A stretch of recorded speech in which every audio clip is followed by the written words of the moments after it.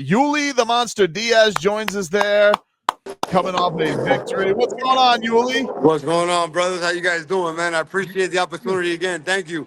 Hey, Good. man, you said you got a victory in the first round. You delivered it, and so we gotta have you on to celebrate a little bit there in Dirty Boxing.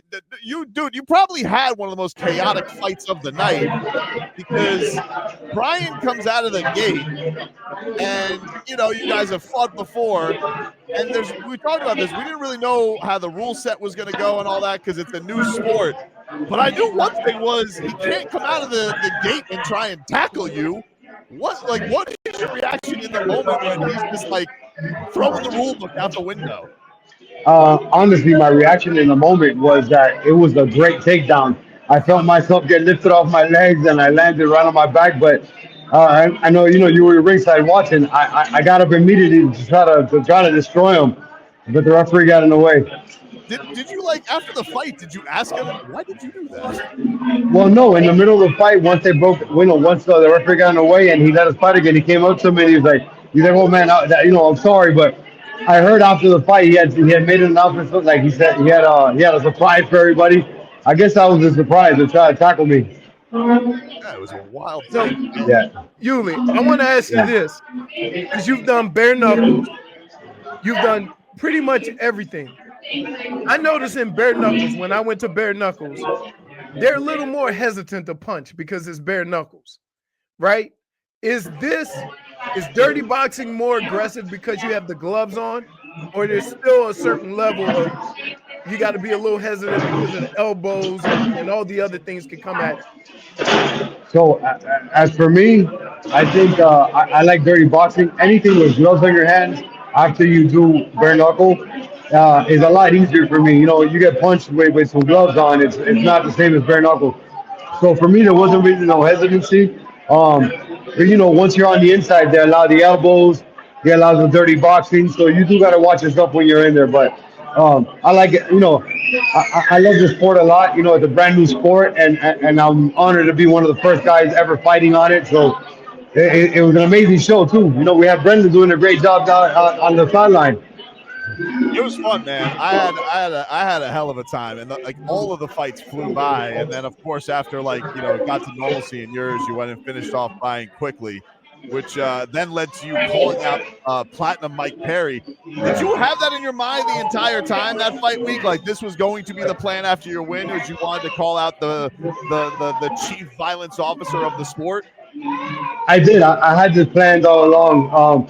Me and Mike are good friends, man. I got nothing but love and respect for Mike. He's a legend in the sport. Um, but me and him were supposed to fight in bare knuckle twice. We had two contracts already signed. Something happened, some funny business along the way where we didn't get to fight each other. So I would love to fight him under his own promotion, under his own banner. He's a tough guy. I think me and him will be a great fight, and we'll sell out any show we go to. Yeah, I think that would be an incredible one. So what the hell happened in the past week?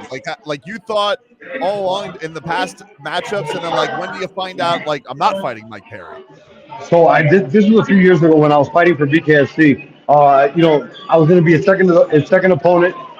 The contract was signed, and I don't know. I have no idea what happened behind the scenes. A week later, I got a different opponent. That contract fell through. I won that next fight.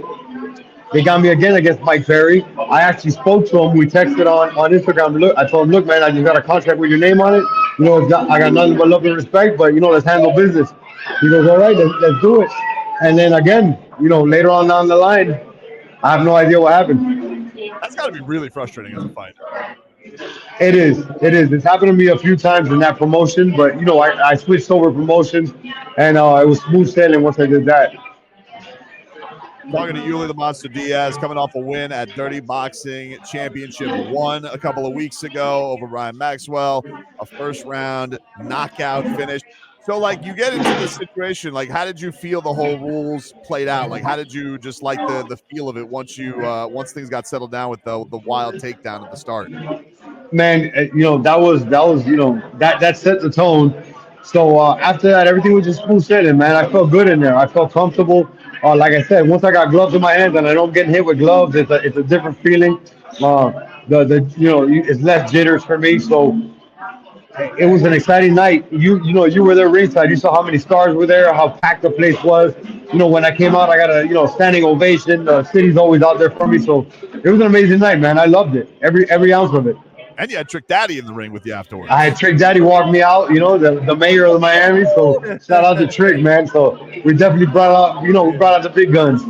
It was, man. It was like I'm not surprised. We've been to so many events, so I wasn't surprised to see the city come out the way that it did. But I just felt like, I don't know, it was so cool to see something launch like that, and it felt big, and it felt like you guys all lived up to the moment. I thought the guys on the main card, from the first fight with Auga and Wolf to your fight with the legends afterwards. I just thought, like, did it feel like you've been in so many promotions? Did it feel like something special launched there?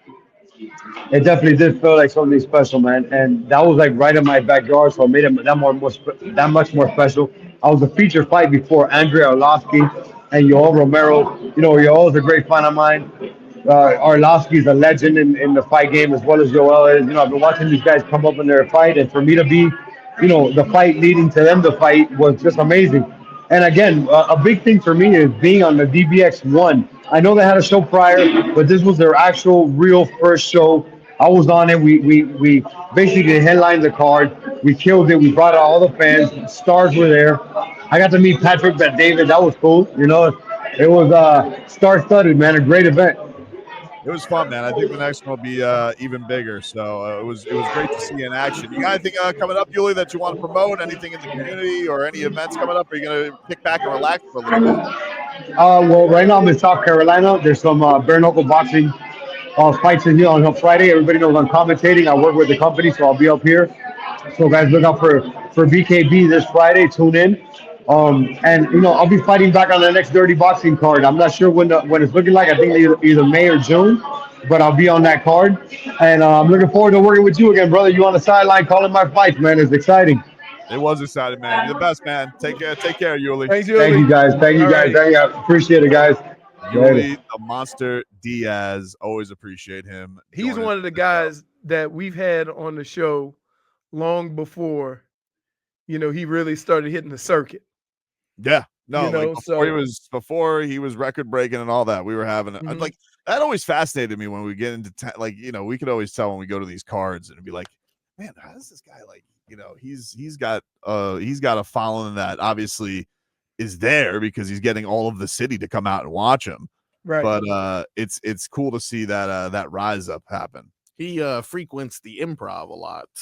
And one of my ridiculous game shows that I do, he was kind enough to hand out the belt for the winner of the game show. So very nice guy, man. Very well liked. When is your next game show? Oh, I'm so glad you asked. That's right. Next Saturday, guys, April 12th at the Miami Improv. We have the best damn brunch show. It's a game show. Ooh. It's a brunch. Mimosas. That's when the ladies like to get some mimosas and chuckles. No, you want to celebrate before Easter, have some fun. It's the best place to do it.